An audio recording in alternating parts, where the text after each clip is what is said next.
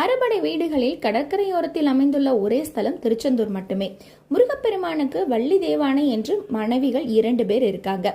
வள்ளி வேடர் இனத்தை சேர்ந்தவராக கருதப்படுகிறார்.